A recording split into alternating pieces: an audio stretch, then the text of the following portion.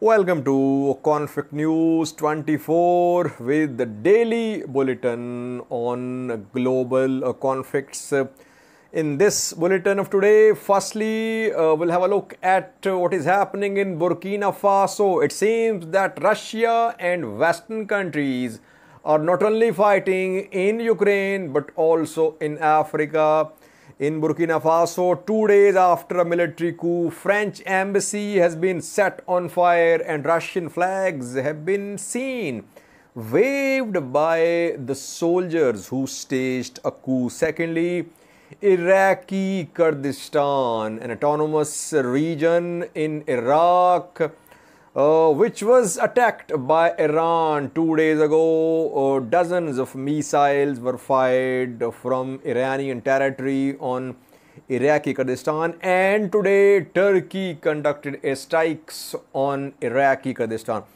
Thirdly, viewers, an unfortunate incident which happened in Indonesia where 174 people have been killed in a stampede at a football stadium. And lastly, Russia-Ukraine conflict. We have been updating you about Ukrainian gains in Kharkiv and Donetsk. Today, we have some updates for you from Kherson, where on southern front today, Ukrainian forces captured a town, but their advance towards another town badly failed.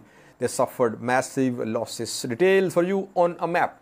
Firstly, viewers, Burkina Faso. 2 days ago, Captain Ibrahim Traore staged a military coup in Burkina Faso. He seized power. He suspended constitution. Burkina Faso's borders have been closed. Constitution has been suspended. Burkina Faso's coup is coup within coup because in January this year, Paul Henry Damiba staged a military coup. He removed a civilian president.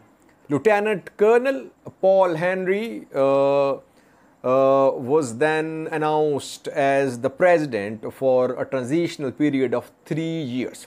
The country is facing economic crisis and it has been fighting armed groups linked to ISIL and Al-Qaeda for years. So there are security issues, economic issues.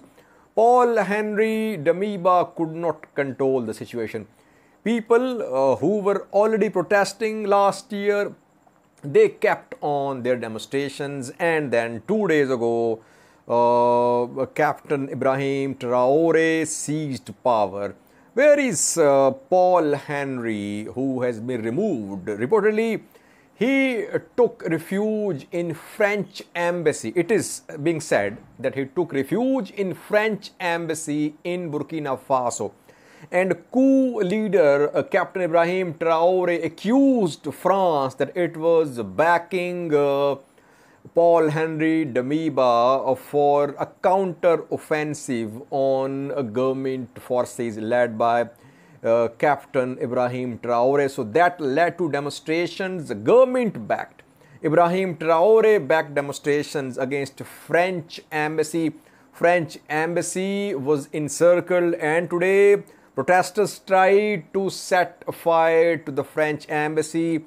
Tear gas was fired to disperse demonstrators, protesters, and barriers outside the embassy were set on fire. France has denied reports that it is giving shelter to the removed military leader Paul Henry.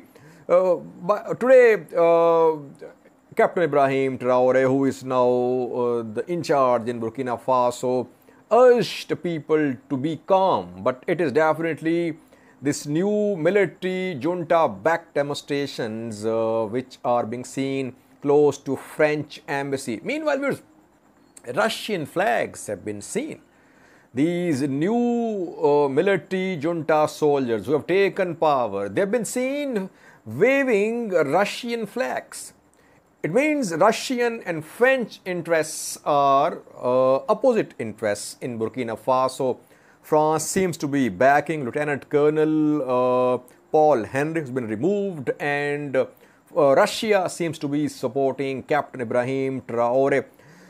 We have two clips for you. First one shows angry protesters outside French embassy, and second one shows coup soldiers waving Russian flag. Is there Russian military presence in Burkina Faso? Russians operate in Africa through Wagner, which is a private security company, but it is under the control of Russian military. In Mali, Wagner is there. In Libya, when I was covering Libya war, we knew that Wagner was operating there. There are no reliable reports confirming the presence of Wagner in Burkina Faso, but Russia has been interested in recent years to increase its military presence in Burkina Faso through Wagner security group. Watch two videos. First one shows attack on French embassy. Second one shows coup soldiers waving a Russian flag.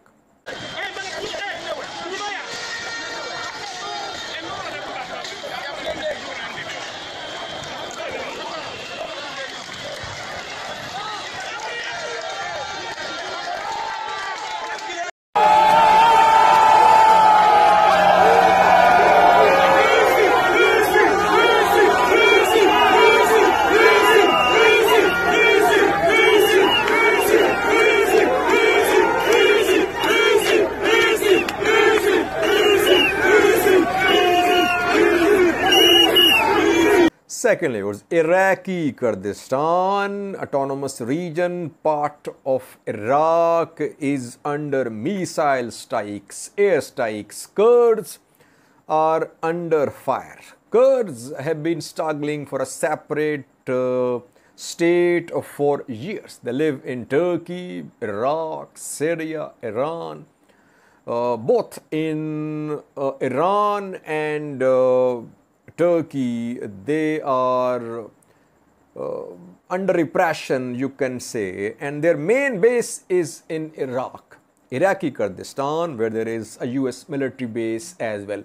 US is accused by Iran and Turkey that it backs Kurds of Iraqi Kurdistan. 2 days ago, Iranian forces fired dozens of missiles on Iraqi Kurdistan, and more than 30 targets were hit. These missiles were fired after renewed demonstrations in Iran following the death of a girl. The girl Mahsa Amini was from Iranian Kurdistan province. Iran accused groups based in Iraqi Kurdistan of fueling demonstrations in Iran.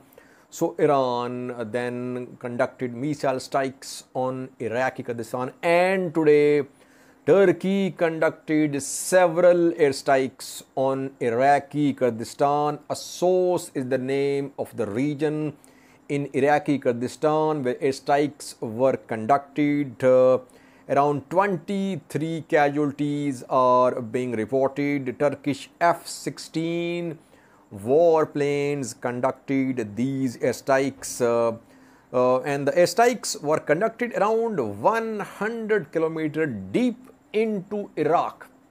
Not the first time that Turkey has conducted airstrikes on Iraqi territory. It has been happening for the past 3 years that Turkey conducts airstrikes on Iraqi territories, and Iraq cannot do anything. So Kurds are being attacked from both sides. Turkish Kurds have been struggling for a separate state as well. PKK, which is a Turkish Kurd group, was declared a terrorist group in Turkey, and for years we have been seeing Turkish airstrikes, drone strikes on PKK, and Turkey accuses Iraqi Kurdistan of providing shelter and support to Kurds who are allegedly involved in some bomb blasts and other activities in Turkey. Thirdly, viewers, Indonesia, an unfortunate incident in which around 174 people have died. The incident happened in East Java, Indonesia, where a football match was underway at Kanjuruhan Stadium between Arema FC and Persebaya Surabaya, which are two clubs. Soccer Premier League was being played in Indonesia, and football match was underway between these two football clubs. And match was being played at home ground of Arema FC. Arema FC lost this match. It scored 2 goals. Persebaya Surabaya scored 3 goals. People angry because it was home ground of Arema FC. Arema FC fans stormed the pitch and they started attacking players, match referee, officials with bottles, with other objects. Police intervened, but the way police intervened is surprising. Police started firing tear gas, which is prohibited. FIFA prohibits use of tear gas inside stadiums. But police fired tear gas. It led to massive stampede. In the stampede, around 174 people were killed and hundreds were injured. Jam-packed stadium, its capacity was around 38,000. 42,000 tickets were sold. So it was over capacity. Definitely the stadium was overcrowded. But still, main issue which was seen was the security. Security forces could not stop spectators from running onto the field, and then they fired tear gas, which led to this catastrophic incident with 174 casualties confirmed so far.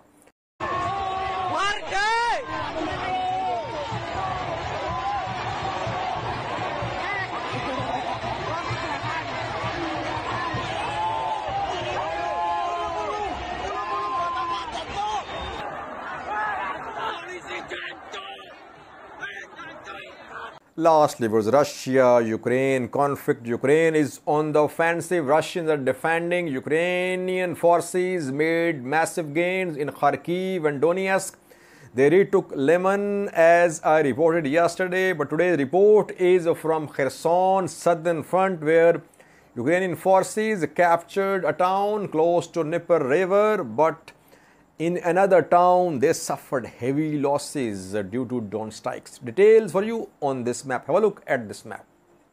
Within the last 2 to 3 weeks, mainly we have been reporting about Ukrainian gains and losses, Russian gains and losses on eastern front. Kharkiv, Donetsk and Luhansk. We know that around 2 weeks ago, Ukrainian forces launched a counteroffensive in Kharkiv, which is now entering Donetsk. Rather, it has managed to reach Donetsk-Luhansk border. Severodonetsk in Luhansk and Lysychansk are going to be next targets of Ukrainian forces who captured Liman. Yesterday, I reported in a video that Liman had come under Ukrainian control. So, most of the reporting in the last 3 weeks was from these areas on eastern front, Luhansk, Donetsk and Kharkiv. But we know that when around 3 to 4 weeks ago, Ukrainian forces launched a counteroffensive. Mainly, it was launched on southern front, which is Kherson, Mykolaiv. But suddenly we saw that Ukrainian military shifted the force of this counteroffensive towards Kharkiv. And this front went a little quiet, you can say. Now once again, The front is being reactivated by Ukrainian forces, and they have taken control of a town very close to this river, Dnieper river. You can see here Vysykopelia.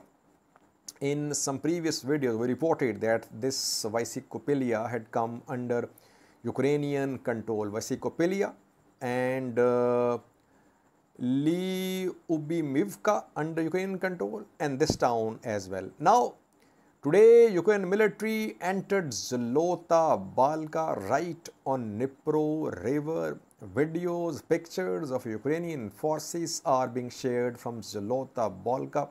So in coming days, we could see push from Ukrainian forces on southern front as well, which was relatively quiet when Ukrainian military was moving in Kharkiv and Donetsk. But their advance towards the key town was repelled by Russians today, and Ukrainian forces suffered heavy losses. This is a Davydiv Berd. It was a very strategic town. This is one major supply line of Russian forces across Dnipro river. And for weeks, Ukrainian forces have been trying to cut off this road. Davydiv Berd is under Russian control. Ukrainian forces are very close to this town. They are in below Herka. They are in Sukhi, they are in Kostromka. Despite being deployed so close to these places which are close to Davydiv Berd, Ukrainian forces could not cut off this main supply line of Russian forces. And today, once again, Ukrainian forces tried to move towards Davydiv Berd, but they suffered heavy losses. Videos, pictures are being shared of destroyed Ukrainian vehicles, armored vehicles. Their trucks and other types of vehicles are being shown by Russian media. So an offensive from Ukrainian military towards Davydiv Berd has once again failed. Though in Bilohorivka, in Bilohirka, in Kostromka, in Sukhi, there is presence of Ukrainian military, but main road and this town, Davydiv Berd, is still under Russian control. Question is, which is going to be the next active front in coming days? Kherson, Mykolaiv, or Donetsk, Luhansk, or Belarus, Ukraine border, because we are seeing that large number of Russian troops are being transported to Belarus. Heavy weapons as well. In February, we know that Russia launched attack on Ukraine from two sides, from Belarus and from Russia, from eastern side. But then they withdrew from Kiev, and then they focused, Russians, they focused mainly on eastern front. Now once again, transportation of Russian forces to Belarus is being seen. Is Russia planning an offensive on Ukraine from Belarus once again? Let's see what happens. It seems that we'll have to watch closely these fronts on Belarus-Ukraine border. Secondly, Kherson, and thirdly, Luhansk, where we know that Severodonetsk and Lysychansk will be attacked by Ukrainian forces in coming days. As they have captured Liman, they'll move towards Luhansk on this front. Thank you for watching.